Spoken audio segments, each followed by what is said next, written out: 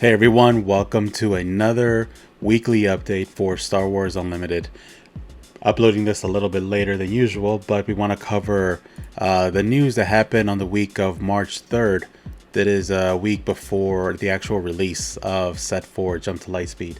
Now let's just get into it. So we finally get revealed all of the prestige cards, and most likely if you've been following Reddit or the website Star Wars Unlimited, you've most likely seen all of the prestige cards, and we have them all revealed. This is prestige cards galore. This is amazing. A lot of nice artwork. Just awesome to see all these prestige cards, and there's a total of 36 prestige cards in Jump to Lightspeed. Man, so nice. And some of my favorites, the ones I'm looking forward to maybe getting, who knows. Let's just start from here. I like Sabine's Masterpiece.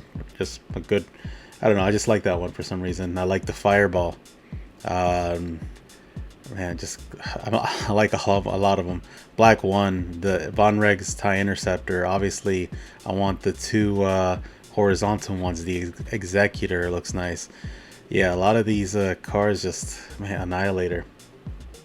Yeah, I could definitely say that these cards are looking nice. I've seen a few in person because during some pre-releases, some people bought some Carbonite packs, and I've been able to kind of check out some of the nice foiling. Now, if you remember, um, the the way the prestige cards are kind of presented, you have your normal card, but then you have three prestige cards. You have your non-foil, your foil, and then you have your serialized prestige cards. So if you want to collect all the prestige cards, there's a total of 108 prestige cards, 36 non-foil, 36 foil, and then 36 serialized if you're just trying to collect one of the serialized for each card. So that's a total of 108 cards minimum. Obviously, collecting all the serialized will be very difficult if someone tries to do that. But either way, yeah, if you want to go check out all the artwork for the prestige cards, it's online. You'll be able to find it easily. Yeah, so this is something that we have updated this week.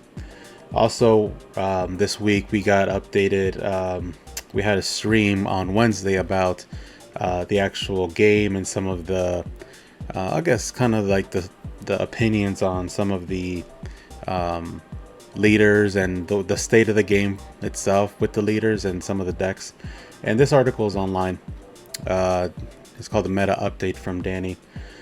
Some of the highlights that he mentioned was that, well, first of all, there's no changes to the suspended list. Currently, there's one card that is suspended, which is the Boba Fett card, Boba Fett leader from set 1.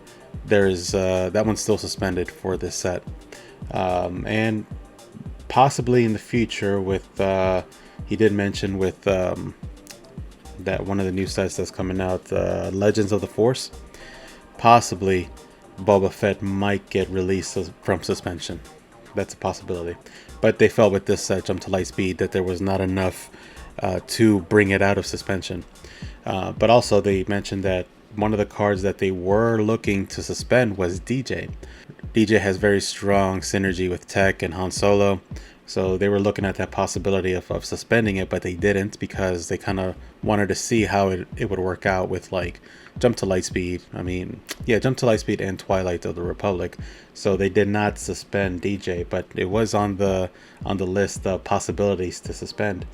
But overall, they're happy with the wide array of leaders that are being used in different tournaments. So they're not necessarily disappointed with the amount of leaders that are being played with, which is nice actually, which is good to know. One thing they did mention was that they were not happy necessarily with the performance of Twilight of the Republic with some of the new mechanics like coordinate and exploit. They felt like that would have had a little bit more impact in the game, but it unfortunately did not impact the game as much as they would wanted to. They did mention that there were light cards that were added here and there in a few decks from set 1 and 2, but it didn't make impact like they wanted to. So they were kind of let down, maybe, I guess that's the word, or I don't want to say disappointed, but just let down, I guess, with the performance of Coordinate and Exploit from Twilight of the Republic.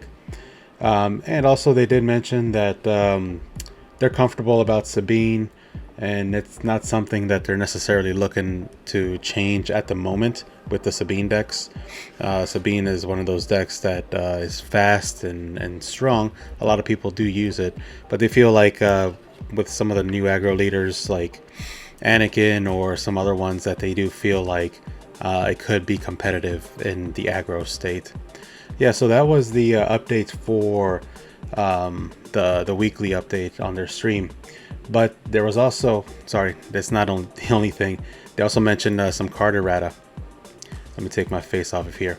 First time we actually have some errata in the game, some changes to some of the cards.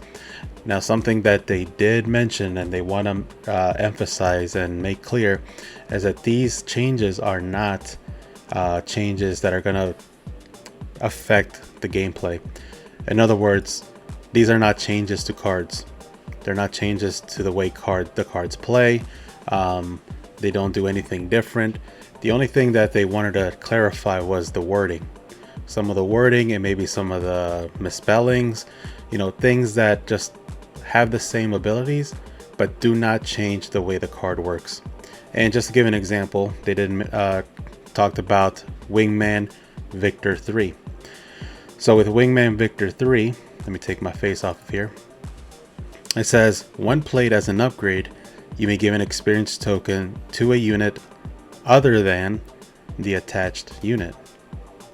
Now, if we actually look at the card of Wingman Victor 3, it says, when played as an upgrade, you may give an experience token to another unit. So they just wanted to clarify that wording there. So instead of saying an experience token to another unit, they would say you may give an experience token to a unit other than the attached unit. So this is just something that they wanted to clarify. Like I said, it's not something that is going to change the way the card works. It's just going to make the card be more understandable in certain situations. So that was a weekly update there. The weekly update, it's good to kind of listen to what the developers say to get a good update or to get good information on the state of the game. Now, the other update we got this week was the weekly promos. If you look at some of the weekly promos, they all got spoiled. Organized play, weekly promos. So we have now a total of 20 weekly promos to collect. 20. And what's pretty cool about this is that they're not just commons, uncommons, and rares. You also have a potential of a legendary. The legendary, if you look down at the bottom there, number 17, Han Solo. There is a legendary Han Solo now to collect, which is pretty cool. We've never seen a legendary weekly promo to be available. Now, something that we want to also make clear is that now there's 20 cards to collect, but there's going to be a foil for every single card in the weekly promo packs. Before, there were just foils for the rares for the first 3 sets. Now we have a foil for every single card, which means there's going to be 40 cards to collect in this set. Also, something that they mentioned was that you're going to be guaranteed a foil in every pack, which is nice. A foil in every pack. So getting the foils will be a little bit easier. It was hard for me on set 2 to collect Cloud Rider foil. Me and a friend of mine took about, between both of us, it took us, without exaggerating, around 70 packs of weekly promos to collect one foil Cloud Rider. So it was a task, but with a guaranteed foil in every pack, it might make it a little bit easier. But they did mention that the pull rate for these will be kind of the same way the pull rates are for regular packs. So commons, uncommons will be easier to pull. You'll still get some mess rarities here like Chewbacca and the Fet's Fire Spray, but rares and now a legendary are going to be hard to pull, just like regular packs. So if you're trying to look for a rare foil, that's going to be hard than an uncommon foil. Or even now with this legendary, if you want to get a Han Solo legendary foil weekly play promo, it's going to be hard to pull as well. Looking forward to being able to pull it. You know, it'll be nice. But yeah, so this is the update for the weekly organized play, which most likely will start either this week, the week of the 10th of March, or next week, the following week after release. So to keep going with our weekly update, we also received this article, the comprehensive rules update. Something, you know, you can read in their website. It's on their website now. So they talk about adding piloting as one of the keywords, indirect damage, right? It's something here that I wanted to mention. It says an important note is that while pilots are the first cards that can be played as units or upgrades, they're only considered units when not in play. So cards that tell you to search your deck for an upgrade cannot draw pilots. So you just have to remember that if you're looking for upgrades, you cannot draw the pilots, because if they're not in play, they're units. They're units. You can play them as upgrades later on. So one of the rules adjustments was that with losing abilities, it's highlighted here in bold, and we can just directly read it from here. As a release of Jump to Lightspeed, a unit losing an ability for some amount of time also means that unit can't gain ability for that time. So if you're going to lose an ability, like the way Kasuda's leader unit does, if you lose that ability for that phase, you cannot gain that ability during that phase. It's basically lost for that phase. And that's something they wanted to clarify there. You cannot gain or lose. If you're going to lose an ability, you cannot gain it back in that same phase. That's one of the rules adjustment that they made for this particular set and going forward. So that's something you can read also on the website, but if you didn't want to read it, you already got a little bit of a quick rundown here. So something that's been kind of like I've seen on Reddit and stuff, that there's been a lot of like misprints, a lot of miscuts. I'm not sure if like that's a common thing right now with this set, but I have been noticing a lot of posts on Reddit about miscuts and misprints. I feel like if there's a lot of that going on, it's something to definitely call out, because there could be something going on with the printer. Maybe they're using a different type of printer this set. But yeah, that's something that needs to be addressed, because if there's a lot of miscuts and misprints and you're paying money for a product, they need to correct that as soon as possible. So if there's any, if you see a lot of misprints, miscuts, if you get anything yourself, I would definitely say let FFG know that you're getting it. And if they get all of a sudden flooded with all these like mistakes, then maybe they'll do something about it and correct the mistake. The next thing here on our list is some of the Galactic Championship promos, and we have a preview of that now. Some of these are the Galactic Championship promos you'll be able to get if you go to Vegas, and I could say that these art pieces look nice. Chewie looks better in this set, in these promos, than he does in other ones. And then Director Krennic looks awesome, and I'm loving the border there. It just looks nice, and the fact that the artwork goes on top of the name, it just looks great. The framing looks great. So that's something to look forward to if you're going to the Galactic Championship. Also, there were some exclusive playmats revealed, official playmats that most likely most people will not see. So we do have a Gamma exclusive playmat.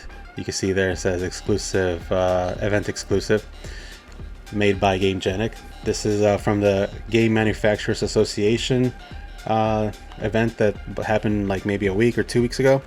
This was an exclusive playmat you can get there. It looks awesome. That artwork looks great.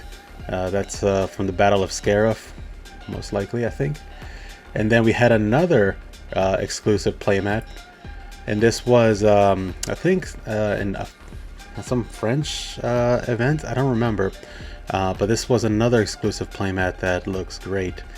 Something that most likely most of us will never see in a store. You know, you can only get these at events, so another exclusive there. So yeah, I mean, these were some of the updates that I found this week. Most likely a lot of these weekly updates might not be too filled with information, but either way, it's good to bring a light to a lot of these things. So we have here some packs. All right, let's open up some 3-packs for Spark of Rebellion. Pretty much we're gonna get jump to Lightspeed packs here pretty soon. We're gonna be opening up more of the jump to Lightspeed stuff, but let's see if we can get anything cool in these packs. We got Chariot, our commons here. Got a Hyperspace Consortium Star Viper, Swoop Racer. Yeah, Yoda uncommon, Outmaneuver. We got a Hyperspace Power of the Dark Side. Oh, and a legendary, nice, a legendary Mace Windu. I think I only have 2 of these now. This will make the 3rd one, which is nice. And then a foil Wing Leader. All right, that was a good pack. Wing Leader is a good card, especially if you want to have some Rebel synergy. Definitely, Wing Leader can come in clutch. Sabine Wren, Hyperspace, Chopper Base. Alright, some of our commons here. Seems like we got no Hyperspace. Then we have Smuggling Compartment, uncommon, Blizzard, AT-AT, Sabine. Then a rare Wedge Antilles. Wedge is going to become, in this set with Jump to Lightspeed, a pretty strong unit here. So we got Wedge there, especially if you have a lot of vehicles, because they all get a buff +1/+1. Let me just show the card. You get a buff +1/+1 plus ambush. So if you have Wedge out there, it's a good way to kind of clear up the board a little bit. So I think that card is going to be kind of important with your vehicle decks. And we have another Sabine, but no Hyperspace this time. Kestro. Alright, our commons. No Hyperspace common in this pack. Admiral Tag, General Tag. Zeb. Protector uncommon. We have a rare Han Solo. Good Han Solo, or good rare to pull Han Solo. And then a common Restored Arc foil. Alright, so these were our packs. Not too bad. We got a Mace Legendary, which is nice. Alright everybody, thank you so much for watching, and thank you for sticking around to the end. Thank you for subscribing and supporting. We'll come up with another weekly update here soon and more content. Thanks.